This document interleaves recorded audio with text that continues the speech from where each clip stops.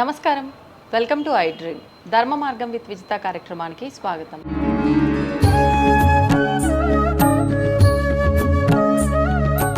ప్రస్తుతం మనతో పాటు ఉన్నారు మాత అన్నపూర్ణానందమయి శ్రీ విద్యా ఉపాసకురాలు. లలిత అమ్మవారి ఆలయంలో వారు ఎంతో కాలంగా సేవ చేస్తూ ఉన్నారు అమ్మవారికి. ఇప్పుడు వారితో మాట్లాడి మరిన్ని విషయాలు తెలుసుకునే ప్రయత్నం చేద్దాం. అమ్మ నమస్తే. శుభాశిస్సు. అమ్మ, ఉగాది రాబోతోంది. మన తెలుగు వారందరికీ కూడా నూతన సంవత్సరం ఈ రోజు నుంచే ప్రారంభం అవుతుంది అని చెప్పంటూ ఉంటారు.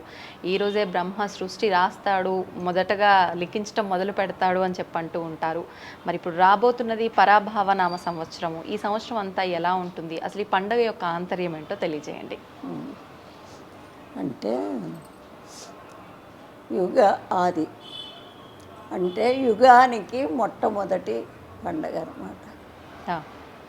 ఈ పండగలో ఋతువు మారుతుంది, కాలం మారుతుంది, మరి మనుషుల మనస్తత్వాలు కూడా మారుతాయి. ఎందుకు అంటే ఎండలు ఎక్కువగా ఉంటాయి, ఋతువులో చెట్లు చిగిర్చి ఆహ్లాదకరంగా ఉంటుంది ఈ ఋతువు. అవును. అందువల్ల అట్లా ఆహ్లాదకరంగా ఉండటం వల్ల మనుషుల యొక్క మనసులు కూడా చాలా ప్రశాంతంగా ఉంటాయి. తర్వాత మన వర్షాకాలం చలికాలం కన్నా ఈ కాలంలో పొద్దు ఎక్కువ ఉంటుంది, పగటి సమయం పగటి సమయం బాగా ఎక్కువగా ఉంటుంది. ఎందుకంటే అంతకుముందు 6:30 అట్లా తెల్లవారేది, ఇప్పుడు వచ్చేసరికి 5ంటికే మనకి తెల్లవారిపోతుంది. అవునమ్మా. సాయంత్రం కూడా 6:30కి కానీ చీకటి పడదు, ఒక్కోసారి 6:45 కూడా అవుతుంది. అందుకని పగటి కాలం చాలా ఎక్కువగా ఉంటుంది, మనసులు ఆహ్లాదకరంగా ఉంటాయి. తర్వాత వాతావరణం ఆహ్లాదకరంగా ఉంటుంది. పండగ మన సంవత్సరానికి మొట్టమొదటి పండగ ఇది. ఈ పండగ నాడు ప్రత్యేకమైన దేవుణ్ణి ఎవరు కొలవరు. అవును. ఒక్కొక్క పండగకి ఒక్కొక్క దేవుణ్ణి కొలుస్తారు. ఈ పండగ అట్ట ప్రత్యేకమైన దేవతని కొలిచేది ఏమి ఉండదు. ఎవరిష్టమైన వాళ్ళు పూజ చేసుకుంటారు. కాకపోతే మనకి రుచులు, షడ్రుచులు, ఆ రుచులతో ఒక్కొక్క పదార్థం, ఆ రుచి గల పదార్థాన్ని కలిపి ఒక పచ్చడిలాగా తయారు చేస్తారు. అంటే తీపి అన్నిటికన్నా మనిషికి ముందు తినకపోయినా సరే తీపి అనగానే అదొక శుభం అనుకుంటారు. అవునమ్మా. వగరు, పులుపు, తర్వాత కారం, ఉప్పు, చింతపండు. పులుపు చింతపండు అంటే ఇది ఏం చేస్తారంటే తెలంగాణలో అయితే రకరకాల, అందులో జీలకర్ర వేస్తారు, సోంపు వేస్తారు, పచ్చిమిర్చి వేస్తారు, తర్వాత చింతపండు పులుసు. ఆంధ్రాలో అయితే అట్లా కాకుండా చింతపండు పులుసు గట్టిగా చేస్తారు. చేసి దాంట్లో బెల్లం, వేప పువ్వు, తర్వాత మామిడికాయ ముక్కలు, తర్వాత ఉప్పు కొంచెం అట్లా తయారు చేసి అది దేవుడి దగ్గర నైవేద్యం పెట్టి అందరికీ తప్పనిసరిగా పంచుతారు. ప్రతి వాళ్ళు తప్పనిసరిగా తినాలి అది ఆ రోజు. ఎందుకు అంటే అన్ని రుచులు మనం తిన్నట్టు అవుతుంది. మన ఇదేంటి పొట్టలో ఏ విధమైనటువంటి ఇది లేకుండా నీట్గా తయారవుతుంది, ఆరోగ్యం కూడా బాగుంటుంది. అది ఆ వసంత ఋతువులో ఈ చక్కగా కోకిలలు అరుస్తూ ఉంటాయి, అదొక నాదం వల్లే వినిపిస్తుంది అది. దానివల్ల మనస్సులకి బాగా ఆహ్లాదకరంగా ఉంటుంది. తర్వాత ఆంధ్ర వైపు అయితే ఆ పండక్కి కొత్త అల్లుళ్ళని, కొత్త కోడల్ని తీసుకొచ్చి చాలా సంతోషంగా జరుపుకుంటారు ఆ పండగని. ఎంత సంతోషంగా అంటే సంక్రాంతి అంతా బాగా, ఎందుకంటే సంక్రాంతిలో అన్ని ధాన్యం వచ్చి రైతు చేసిన కష్టానికి ఫలితం వచ్చి కొత్త బట్టలు కొనుక్కుని చాలా సంతోషంగా ఉంటారు. అట్లాగే ఇది కూడా ఇక్కడి నుంచి అంటే చాలా రెస్ట్గా ఉంటారు రైతులు కూడా. ఇక ఇప్పుడు పంటలు ఏమి వేయరు, ఇంకా 2-3 నెలలు పోయిన తర్వాత మళ్ళీ మొదలు పెట్టుకుంటారు.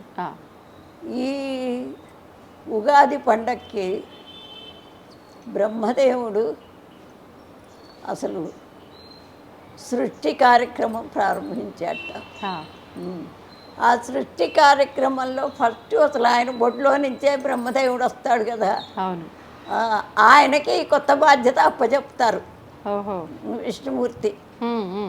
అప్పచెప్పితే ఆయన ఇక సృష్టి కార్యక్రమంలో జీవులు ఎలా ఉండాలి అవన్నీ కూడా ఆయన రాస్తాడు బ్రహ్మగారు. రాసి ఇక బొమ్మల్ని తయారు చేయటం మొదలు పెడతాడు. ఆ రోజు నుంచి బొమ్మలు అంటే మానవులు. ఎందుకంటే అసలు భగవంతుడి సృష్టి లేకపోతే అసలు పొట్టలో ఏమిటి మానవుడు మన ప్రాణం పోసుకోవటం ఏమిటి, అది ఆయన యొక్క సృష్టి.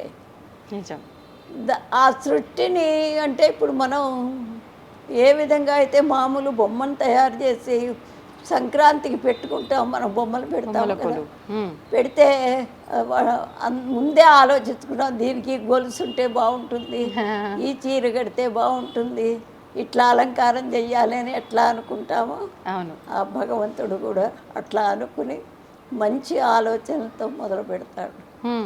మొదలుపెట్టి వాళ్ళ జీవితాన్ని రాసేస్తాడు. మన నుదిటి మీద ఉన్నటువంటి 3 గీతలు అదే. దాంట్లో ఏముంటుంది అంటే సావు, పుట్టుక, మోక్షం. ఇవొక్కటే దేవుడి చేతిలో ఉండేవి, మన చేతుల్లో అసలు ఏది ఉండదు. మనం చేసే పనులకి మనం కోరుకుంటాం, మనం ఇది చెయ్యాలి అని కోరుకుంటాం. కానీ ఈ చావు అనేది ఎవరికి తెలీదు, ఎప్పుడు కడుపుతూ ఉంటారో తెలియదు, వాళ్ళు ఎట్లా నడుస్తారో తెలియదు. దాన్ని ఎవరు అసలు కోరుకోలేరు, అనుకుంటారు ప్రశాంతంగా జరిగితే బాగుండని. ఆయన అట్లా ప్రారంభించి ఎన్నో వేల సంవత్సరాలు రాసి ఎవరి కర్మానుసారంగా వాళ్ళ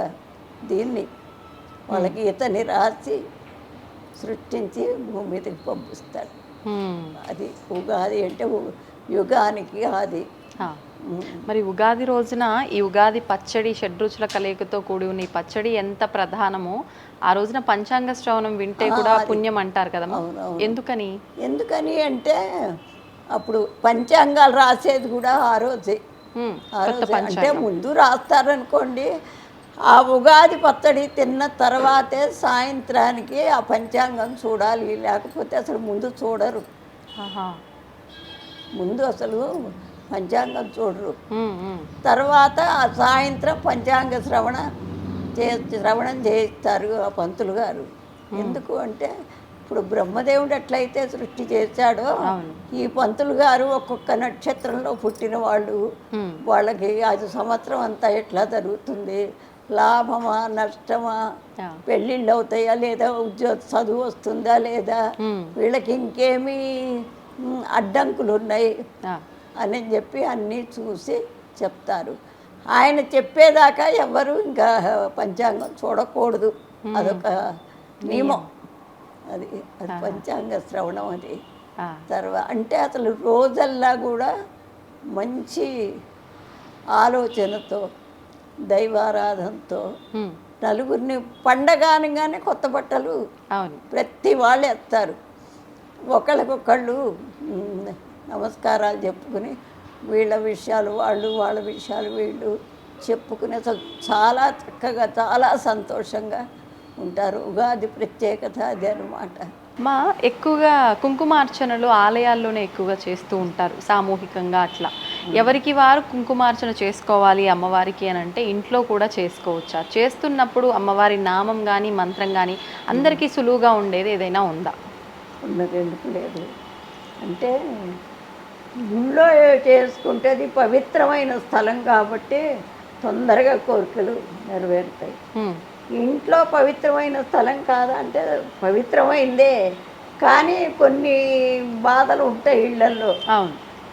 అయినా ఇంట్లో అయినా ఇప్పుడు అందరికీ గుడికి రావాలి అనే ఇదే లేదు. ఎందుకంటే ఉద్యోగస్తులు ఉంటారు, వాళ్ళేమి గుడికి వచ్చి చేయగలరు, వాళ్ళు ఆఫీసులకు వెళ్ళాలి. అవును. ఇంట్లో చేయటము అంటే ఉమ్, అమ్మవారి విగ్రహము లేకపోతే ఒక రూపాయి కాసు పెట్టుకునైనా సరే ఉమ్, మనిషికి ఎన్ని మర్యాదలు మనం చేస్తామో ఆ, అట్లాగే అమ్మవారికి కూడా అన్ని మర్యాదలు చెయ్యాలి. ఉమ్, అది అందరికీ వస్తుంది, రాను అనేది ఏమి ఉండదు. ఉమ్, ఎవరన్నా పెద్దవాళ్ళు మన ఇంటికి వస్తారు, మీరా వచ్చారా, రండి అంటాం కదా. అంటాం. అట్లాగే అమ్మవారికి ప్రార్థన చేసి ఉమ్, నమస్కారం చేసి ఆ. అమ్మ ఆవాహయామి అంటాం, రామ్మ. రమ్మని. ఆ, వాళ్ళు రాగానే ఏం చేస్తాం, కుర్చీ వేసి కూర్చోండి. అట్లాగే అమ్మవారికి కూడా ఆసనం సమర్పయామి. ఆ, వెనక మా రోజుల్లో అయితే ఎవరైనా ఒక మనిషి వస్తే ముందు రాగానే కాళ్ళు కట్టుకొని నీళ్ళు ఇచ్చేసి తీసుకొస్తాం లోపలికి. ఉమ్, అట్లాగే ఈ అమ్మవారిని కూర్చోబెట్టిన తర్వాత పాద్యం సమర్పయామి. పాద్యం అంటే కాళ్ళు కడుగు నీళ్ళు, ఉమ్, ఉమ్, అంటే పాదాలు కడిగినట్టు పువ్వుతో ఒక చుక్క అట్లా చల్లుకోవటం. అట్లాగే మనం వచ్చిన వాళ్ళకి మంచినీళ్ళు తాగుతారా అడుగుతాం కదా. అవును. తర్వాత కాళ్ళు కడుక్కున్నప్పుడే చేతులు కూడా కడుగుతారు. ఉమ్, అట్లాగే అమ్మవారికి కూడా హస్తయో అర్ఘ్యం సమర్పయామి. పాద్యము అర్ఘ్యము, అర్ఘ్యము. తర్వాత ఆచమనీయం అంటే నీళ్ళు తాగడం. ఉమ్, వచ్చిన వాళ్ళని అడుగుతాం కదా మంచిగా కావాలని. తర్వాత స్నానం. ఇవన్నీ మొత్తం మాటలు లేనమ్మా, మాటలతోనే మనం మనస్ఫూర్తిగా చేసుకుంటే ఫలితాలు వస్తాయి. ఉమ్, స్నానం అయిన తర్వాత ఏంటి, వస్త్రం. ఉమ్, వస్త్రం ఏంటి, పట్టు వస్త్రం అనుకోవటమే, ఆవిడకి మనం ఇచ్చింది లేదు పెట్టింది లేదు, అంతే. వస్త్రం అయిపోయిన తర్వాత కుంకుమ, పసుపు, తర్వాత గంధం, ఉమ్, పూలమాల. అదైన తర్వాత ఇక అదంగ పూజ అని ఉంటుంది, అంటే ఆవిడకి ప్రార్థన చేసి ఆ, శ్రీమాత్రే నమః పాదౌ పూజయామి. ఉమ్, ఇక ఆ ఒక్క శ్రీమాత్రే నమః అంటూనే ఇవన్నీ చేసుకోవచ్చు. పూజ రాని వాళ్ళ సంగతి నేను చెప్తున్నా. ఆ, మామూలుగా అయితే అష్టోత్తరం అది చదవడం వచ్చే వాళ్ళైతే దానిలో ఏ వాక్యం తీసుకున్నా చదువుకోవచ్చు. ఉమ్, హస్తయో అర్ఘ్యం సమర్పయామి. పాదయో శ్రీమాత్రే నమః పాదౌ పూజయామి. చింతామణి గృహాంతస్థాయ నమః గుల్భౌ పూజయామి. బ్రహ్మవాదిన్యై నమః జాహ్నవీ పూజయామి. ఉమ్, నారాయణ్యై నమః జంఘే పూజయామి. శివాయై నమః ఉరుం పూజయామి. మూలమంత్రస్వరూపిణ్యై నమః కటిం పూజయామి. మణిపూర్వనివాసిన్యై నమః నాభిం పూజయామి. పంచబ్రహ్మసనస్థితాయ నమః హృదయం పూజయామి. శ్రీలలితాయై నమః స్తనద్వయం పూజయామి. త్రిపురసుందర్యై నమః కంఠం పూజయామి. శబ్దబ్రహ్మస్వరూపిణ్యై నమః స్తోత్రే పూజయామి. ఆజ్ఞాచక్రనివాసిన్యై నమః నేత్రం పూజయామి. భావనాగమ్యాయ నమః ముఖం పూజయామి. సహస్రారకమలవాసిన్యై నమః శిరః పూజయామి. మహాకామేశ్వరాంకనిలయాయై నమః సర్వాణ్యంగాని పూజయామి. అది రాసుకుంటే వస్తుంది. ఉమ్, నేర్పుతున్నా ఇప్పుడు కొంతమందికి ఇక్కడ. వారానికి 3 రోజులు అవునా. పూజా విధానం, పూజలో ఏమేమి కావాలి, ఉమ్, ఉమ్, ఏ ప్లేస్లో ఏది పెట్టాలి.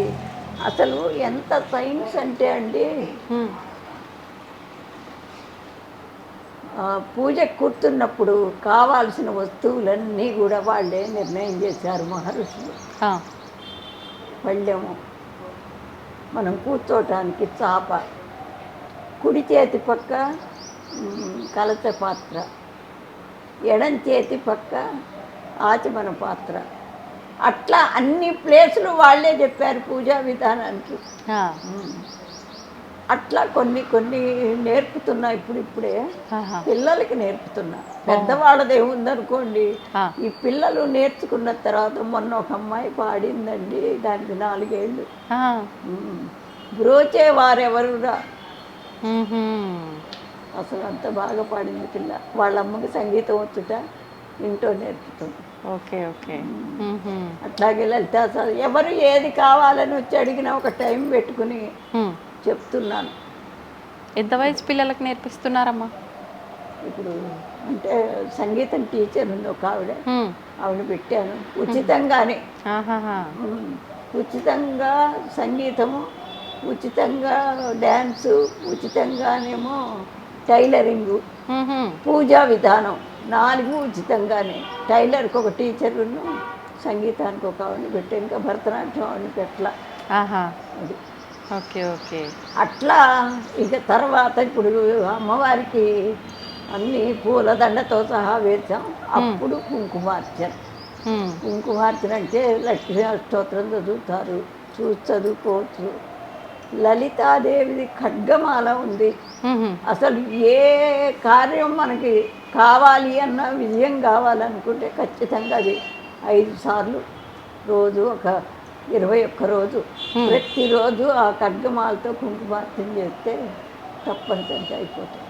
ఆ, ఎలాంటి కోరికైనా ఆ, నెరవేరుతుంది తప్పనిసరిగా. అంటారు. మ్మ్. ఒకవేళ ఆ అనుకున్న రోజుల్లో కాకపోతే మళ్ళా కూడా చదవచ్చు. ఇంకో విచిత్రం ఏమిటంటే, విచిత్రమే అనుకుంటాం, మనం చేయలేని పని విచిత్రమే. మొన్న కరోనాలో దాదాపు ఎంతమంది పిల్లలకు మాట రాలేదమ్మా, మ్మ్. నోరు పోయింది, అసలు ఎవ్వరికి మాటలు రాలే. కడుపుతో ఉన్న వాళ్ళు కూడా కరోనా వచ్చిందనుకోండి, డెలివరీ అయిన తర్వాత పిల్లలకి దాదాపు 150 మంది పిల్లలు వచ్చారు నా దగ్గరికి ఈ 2 నెలల్లో. నేను బీజాక్షరం మంత్రించి నాలుక మీద బీజాక్షరాలు రాశాను, ఆ, ఆ మంత్రించినవి ఇచ్చాను. ఇప్పుడు 2 పిల్లలకు వచ్చినాయి. పోన్లేండి. అట్లా అంటే ఇప్పుడు మీతో చెప్పే ముఖ్యమైనది ఏమిటంటే, ఎక్కడెక్కడ వాళ్ళో వచ్చారు, మనకి తెలియదు వాళ్ళు ఎక్కడెక్కడో.